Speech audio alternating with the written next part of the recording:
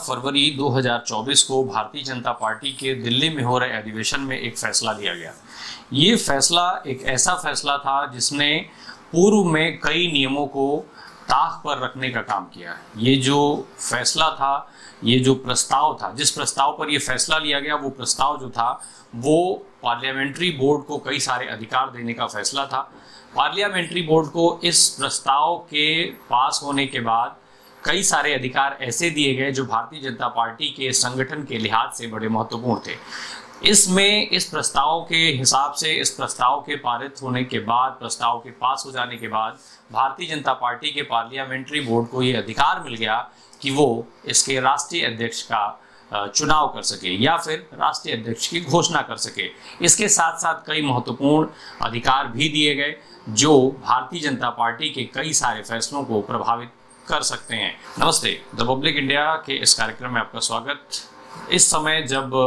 लोकसभा चुनाव खत्म हो चुके हैं, सरकार बन चुकी है, तो उसके बाद चूंकि जो राष्ट्रीय अध्यक्ष थे इनके जेपी नड्डा, उनका कार्यकाल खत्म हो रहा है। उस कार्यकाल के खत्म होने के बाद नई सरकार में उनको मंत्री बनाए जाने के बाद लगातार इस चीज को लेकर के चर्चा हो रही है कि राष्ट्रीय अध्यक्ष की कमान अब कौन संभालेगा, यानी भारतीय जनता पार्टी के राष्ट्रीय अध्यक्ष की कुर्सी पर कौन सा चेहरा होगा। इसको लेकर के चर्चाएं तेज हो रही हैं और जितनी तेज चर्चाएं हैं उससे ज़्यादा तेज कई सारे ऐसे नामों की चर्चाएं हैं जो राष्ट्रीय अध्यक्ष की दौड़ में शामिल बताए जाते हैं। हालांकि भारतीय जनता पार्टी के अब तक के इतिहास पर अगर नज़र डाला जाए, खास करके पिछले एक दशक की बात अगर की जाए, तो जिसका नाम किसी भी चीज़ में, चाहे वो मंत्रिमंडल में हो, मुख्यमंत्री के पद के रूप में हो या किसी और चीज़ में, अगर जिन नेताओं का नाम सामने आता है, जिन नेताओं के नामों की चर्चा ज़्यादा होती है, वो स्वतः रेस से बाहर हो जाते हैं। ये अभी तक होता रहा है। हालांकि अब जब राष्ट्रीय अध्यक्ष के पद को लेकर के इतनी सारी बातचीत हो रही है तो कई सारे सवाल भी उठ रहे हैं। भारतीय जनता पार्टी के जो अध्यक्षों का अब तक का इतिहास रहा है, आज हम बात थोड़ी सी उसकी करेंगे और साथ ही साथ कई ऐसे सवाल जो भारतीय जनता पार्टी को लगातार असहज करते हैं। हालांकि ये सवाल भारतीय जनता पार्टी की मातृ संगठन जो आरएसएस है, राष्ट्रीय स्वयंसेवक संघ, उसको भी असहज कर देते हैं, उस पर भी ये सवाल लागू होते हैं। उन सवालों की बात भी करेंगे। दरअसल भारतीय जनता पार्टी जब से बनी, जो जनसंघ था, जनसंघ के बाद जब भारतीय जनता पार्टी 1980 में बनाई गई, उसके बाद से अगर हम अध्यक्षों के कार्यकाल पर नजर डालें तो जो 14 कार्यकाल रहे हैं अध्यक्षों के, उसमें 11 राष्ट्रीय अध्यक्ष भारतीय जनता पार्टी ने बनाए हैं। इन 11 राष्ट्रीय अध्यक्षों में 10 राष्ट्रीय अध्यक्ष ऐसे थे जो सवर्ण जाति से संबंध रखते हैं। इसके अलावा भारतीय जनता पार्टी के 11 अध्यक्ष जो अभी तक बनाए गए, उसमें एकमात्र दलित नाम जो था वो बंगारू लक्ष्मण का था। और बंगारू लक्ष्मण के अध्यक्षी का कार्यकाल किस तरीके से खत्म हुआ था ये भी हम सब जानते हैं, उस पर नहीं जाते हैं। लेकिन बात इसकी करते हैं कि आखिर भारतीय जनता पार्टी जो लगातार बात करती है पिछड़ों की, दलितों की, इसके अलावा महिलाओं को आरक्षण देने के जिस तरीके से उसका पूरा श्रेय लेने की कोशिश हुई कि महिलाओं को आरक्षण दिया जाए, या आधी आबादी की बात करने वाली भारतीय जनता पार्टी आखिर आज तक अपने राष्ट्रीय अध्यक्ष के तौर पर किसी भी दलित, पिछड़े या महिला को क्यों बैठा नहीं पाई? क्यों ये जिम्मेदारी भारतीय जनता पार्टी ऐसे किसी नेता को नहीं सौंप पाई? क्या भारतीय जनता पार्टी के पिछड़े, दलित या महिला नेताओं में इतनी योग्यता नहीं होती है कि वो उसके राष्ट्रीय अध्यक्ष की कमान संभाल सकें? ऐसा नहीं है। बहुत सारे एक से बढ़कर एक नेता हुए हैं अभी तक भारतीय जनता पार्टी में जो इन समुदाय से आते हैं, या महिला नेता सुषमा स्वराज का नाम हम सबको याद है, जिनका नाम अक्सर लिया जाता है। भारतीय जनता पार्टी में नहीं बल्कि विरोधी पार्टियां जो हैं वो भी सुषमा स्वराज की तारीफ करते हुए देखी जाती हैं। खैर, भारतीय जनता पार्टी के जो अध्यक्षों का अभी तक का इतिहास रहा है, जिसमें से 11 में से 10 अध्यक्ष सवर्ण जाति से संबंधित होते रहे हैं, उसमें बहुत सारे नाम रहे हैं। जो पहले अध्यक्ष के तौर पर अगर देखा जाए तो अटल बिहारी वाजपेयी, जो ब्राह्मण समाज से आते थे। ब्राह्मण समाज से आने वाले अटल बिहारी वाजपेयी कोई इकलौते राष्ट्रीय अध्यक्ष नहीं थे। 5 राष्ट्रीय अध्यक्ष, यानी 11 में से 5 राष्ट्रीय अध्यक्ष जो है वो ब्राह्मण समाज से ही बनाए भारतीय जनता पार्टी ने, जिसमें अटल बिहारी वाजपेयी के साथ साथ मुरली मनोहर जोशी का नाम है, जिसमें जे कृष्णमूर्ति हैं, जिसमें नितिन गडकरी हैं, और अभी के राष्ट्रीय अध्यक्ष जो फिलहाल अभी अपने पद पर बने हुए हैं जेपी नड्डा साहब, वो भी ब्राह्मण समाज से ही आते हैं। तो 11 में से जो 5 हैं नेता वो ब्राह्मण समाज से आते हैं। अब जब ब्राह्मण समाज से इतनी बड़ी संख्या है इसमें, तो दलितों और पिछड़ों की जो बातचीत होती है, खास करके इस वक्त इस चुनाव में ये ज़्यादा अहम रहा, क्योंकि सामाजिक न्याय और जातिगत जनगणना का मुद्दा लगातार विपक्ष ने गर्म किया हुआ था। ऐसे में अब जब राष्ट्रीय अध्यक्ष को लेकर के चर्चाएं हो रही हैं, तो ये आंकड़े भी बहुत महत्वपूर्ण हो जाते हैं। इतना ही नहीं, ये जो आंकड़ा है, आखिर ये सेम चीजें जो है राष्ट्रीय स्वयंसेवक संघ के अंदर भी देखने को मिलती हैं। संघ के इतिहास में भी आज तक कभी कोई वहां पे हालांकि ब्राह्मणों का ही दबदबा रहा है, लगातार जो उनके संघ प्रमुख होते हैं वो ब्राह्मण समाज से ही आते हैं। वहां पर भी केवल एक अपवाद के तौर पर राजेंद्र सिंह और रज्जू भैया का नाम आता है, वो भी थे हालांकि सवर्ण, जो ठाकुर समाज से, क्षत्रिय समाज से आते थे। तो रज्जू भैया के अतिरिक्त जितने भी संघ प्रमुख अभी तक होते रहे हैं वो सब ब्राह्मण समाज से ही आते रहे। तो जो राष्ट्रीय स्वयंसेवक यानी भाजपा की जो मातृ संगठन जिसको कहा जाता है, उसमें जो चीजें चलती हैं सेम वही चीजें भारतीय जनता पार्टी ने भी अडॉप्ट कर रखी हैं। बातें भले ही वो दलितों की करें, दलित उत्थान की करें, पिछड़ों के अधिकारों की बात करें, महिलाओं के अधिकारों की बात करें, आरक्षण की बात करें, उनके संसद से लेकर के राज्यों की तमाम जो विधानसभा है उनमें उनके प्रतिनिधित्व को लेकर के वो बात करें, अलग अलग दावे करें, लेकिन सच जो है वो बिल्कुल अलग है।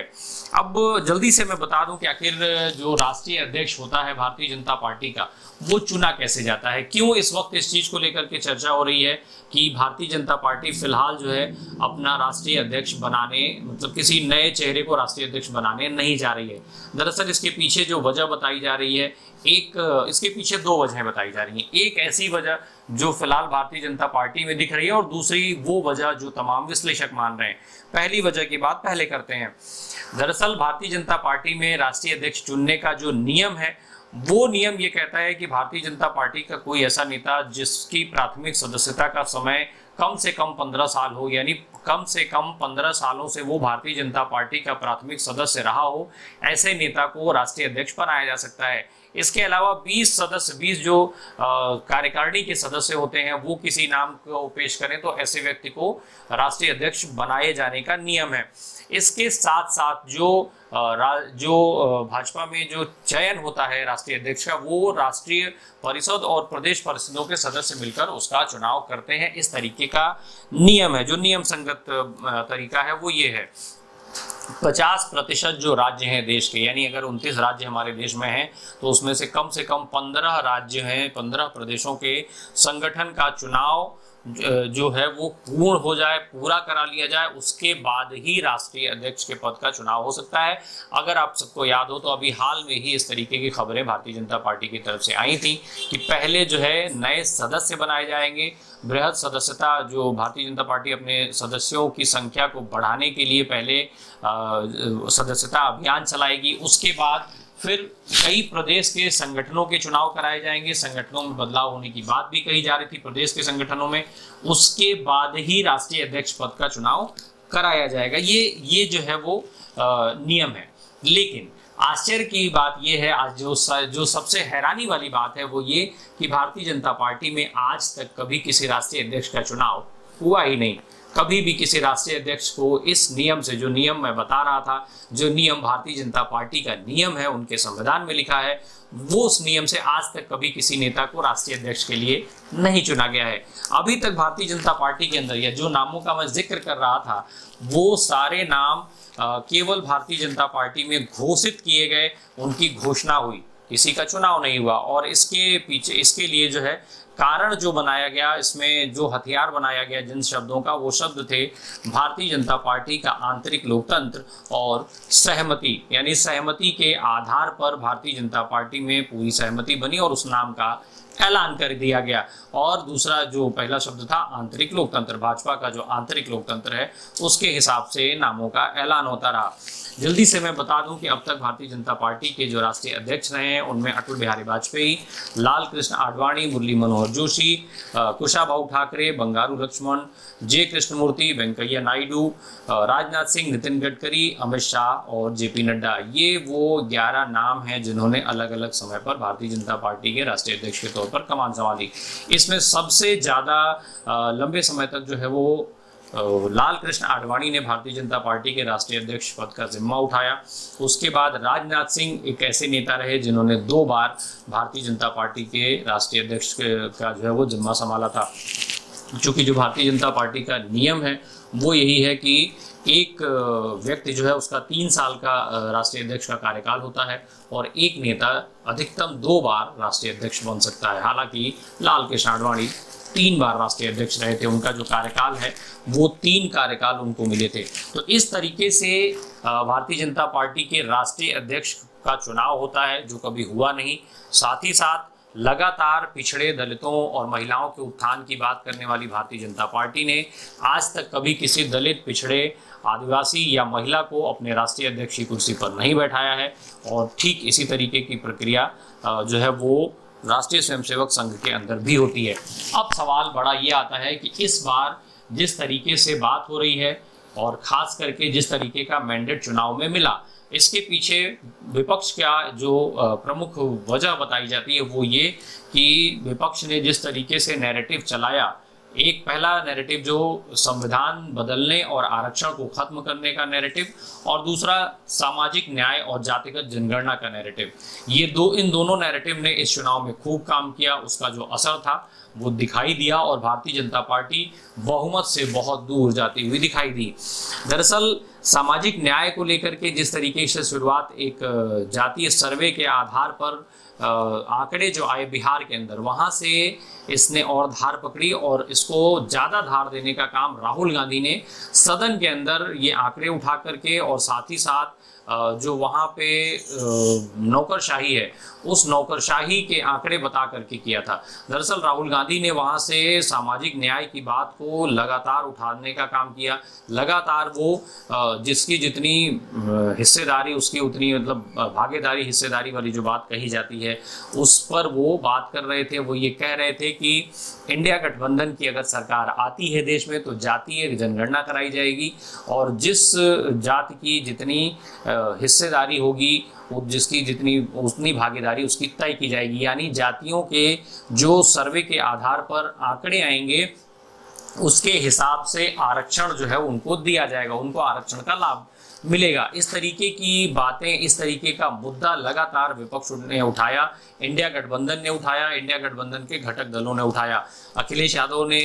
उसी सामाजिक न्याय को उत्तर प्रदेश के अंदर पीडीए का नाम दे दिया जहां पर वो पिछड़ा, दलित और अल्पसंख्यक की बात करते हुए दिखाई दिए। इसका फायदा उत्तर प्रदेश में उनको एनडीए से ज़्यादा सीटें जीत करके, बीजेपी से ज़्यादा सीटें जीत करके उसका सीधा फायदा मिला भी। तो देश में जिस तरीके का मैंडेट आया और भारतीय जनता पार्टी को जिस तरीके से हार का सामना करना पड़ा 10 सालों के कार्यकाल के बाद, तब जब भारतीय जनता पार्टी ये मानकर चल रही थी कि वो 400 से ज़्यादा सीटें, उसका जो गठबंधन है एनडीए, वो 400 से ज़्यादा सीटें जीत करके सरकार बना रहा है, सत्ता में वापसी कर रहा है। इसके बाद से उसके मातृ संगठन के साथ भी जिस तरीके से उसका विवाद शुरू हुआ है, जो विवाद लगातार चल रहा है और तमाम सारी खबरें एक के बाद एक आ रही हैं कि इस तरीके से मोहन भागवत से लेकर के इंद्रेश कुमार ने भारतीय जनता पार्टी की हार को लेकर के जो है बयानबाजी की। और इवन मोहन भागवत साहब का जो बयान था उसने सीधे अगर देखा जाए तो वो प्रधानमंत्री नरेंद्र मोदी और गृह मंत्री अमित शाह के ऊपर सवाल उठाता है। तो इस तरीके के जो बयान, जो टकराव हैं वो भी सामने आ रहे हैं और वो सारी इस चीज़ को लेकर के अब ये सीधे ये सारी चीज़ें एक दूसरे से जोड़ी जा रही हैं। लगातार ये पूरा विषय जो है वो चर्चा में बना हुआ है। अब इसके बाद जो कई सारे नाम हैं उनमें अनुराग ठाकुर से लेकर के और सुनील बंसल तक का नाम आ रहा है। अलग अलग राज्यों से अलग अलग नेताओं का नाम अब सामने आ रहा है। हालांकि अभी भी भारतीय जनता पार्टी के लिए सबसे बड़ा जो चैलेंज है वो यही कि राष्ट्रीय अध्यक्ष की कुर्सी पर अगर इस बार भी वो कोई सवर्ण बैठाते हैं, माफ कीजिएगा, अगर किसी सवर्ण नेता को राष्ट्रीय अध्यक्ष का जिम्मा सौंपते हैं तो सामाजिक न्याय की बात करने वाला जो विपक्ष है वो जब इन मुद्दों को लेकर के फिर से जनता के बीच में जाएगा तो जनता में इसका भी इम्पैक्ट पड़ेगा। और आने वाले समय में चूंकि महाराष्ट्र, हरियाणा जैसे राज्यों में चुनाव होना है, अगले साल बिहार, झारखंड जैसे राज्यों में चुनाव होने हैं, तो ऐसे में ये जो नाम होगा, जो जिस जाति के नेता को प्राथमिकता दी जाएगी, जिस जाति का नेता राष्ट्रीय अध्यक्ष की कुर्सी संभालेगा, ये बड़ा महत्वपूर्ण हो जाएगा। दरअसल चर्चाएं जो हैं, जिस तरीके से चर्चाएं हो रही थी, क्योंकि कई सारी चीज़ें हुई, जिस तरीके से पिछले बार जो है राष्ट्रपति को लेकर के चर्चा हुई और भारतीय जनता पार्टी ने दलितों को साधने के लिए, दलित हित को देखते हुए, दलित वोट बैंक को देखते हुए रामनाथ कोविंद को राष्ट्रपति बनाया। फिर उसके बाद आदिवासी सहित तमाम जो इस तरीके की जातियां हैं उनको जोड़ने के लिए जो जैसा विश्लेषक कहते हैं कि आदिवासी समाज से आने वाली द्रौपदी मुर्मू को ला करके राष्ट्रपति बनाया गया। तो इस तरीके से अब राष्ट्रीय अध्यक्ष को लेकर के किस जाति का वोट बैंक या किस समाज का वोट बैंक साधती हुई भाजपा दिखेगी, ये अपने आप में बड़ा सवाल है। दूसरा, मैं जो विश्लेषकों की राय थी वो ऊपर छोड़ करके आया था, जिसकी वो भी मैं पूरा कर दूं। विश्लेषकों ने जो बात कही, दरअसल इस पूरे चर्चा के पीछे के राष्ट्रीय अध्यक्ष फिलहाल भारतीय जनता पार्टी बनाने नहीं जा रही है, उसको लेकर के विश्लेषकों का ये मानना है कि भारतीय जनता पार्टी के जो शीर्ष नेतृत्व है, आज का नेतृत्व यानी नरेंद्र मोदी और अमित शाह, वो इस डर से डरे हुए हैं कि आज अगर हम राष्ट्रीय अध्यक्ष की कुर्सी पर किसी और को बैठाते हैं और उसका लगाव, उसका जुड़ाव, उसकी वफादारी जो है अगर राष्ट्रीय स्वयंसेवक संघ की तरफ झुकती है तो भारतीय जनता पार्टी के संगठन पर इन दोनों नेताओं की पकड़ जो है वो कमजोर हो जाएगी, इन दोनों नेताओं की पकड़ जो है वो ढीली पड़ जाएगी।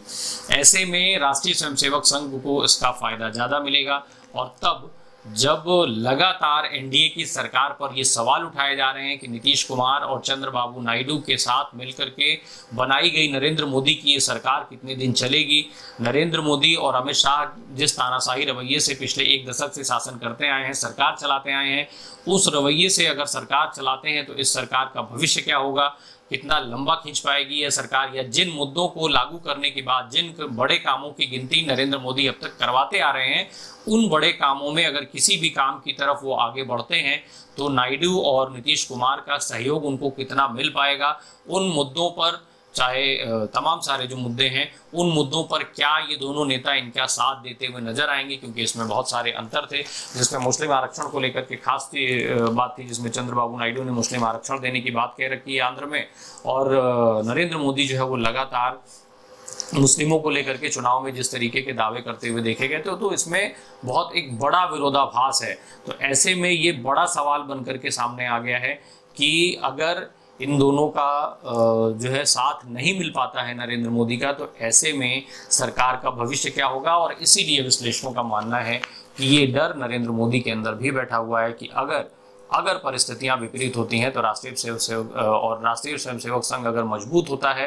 राष्ट्रीय अध्यक्ष भारतीय जनता पार्टी का अगर संघ के प्रति उसका झुकाव ज़्यादा होता है, तो ऐसे में प्रधानमंत्री की कुर्सी से नरेंद्र मोदी और गृह मंत्री की कुर्सी से अमित शाह को हटाए जाने की संभावना ज़्यादा हो जाती है और साथ ही साथ प्रक्रिया भी सरल हो जाएगी अगर राष्ट्रीय अध्यक्ष की कुर्सी पर कोई ऐसा व्यक्ति बैठेगा जो अमित शाह और मोदी के साथ जो है वो खड़ा हुआ नहीं पाया जाता है या उसका झुकाव संघ की तरफ ज़्यादा होता है। तो ऐसे में ये सारे सवाल जो अभी तक मैंने उठाए वो बड़े हो जाते हैं और इन सारी चीज़ों में सबसे बड़ा जो सवाल अब राष्ट्रीय अध्यक्ष की कुर्सी पर जब तक किसी का चयन नहीं होता, जब तक कोई चेहरा नहीं आ जाता, तब तक जो सबसे बड़ा सवाल है वो यही रहेगा कि आखिर भारतीय जनता पार्टी जो है वो किसी दलित, पिछड़े या महिला को राष्ट्रीय अध्यक्ष की जिम्मेदारी क्यों नहीं दे पाती है। धन्यवाद।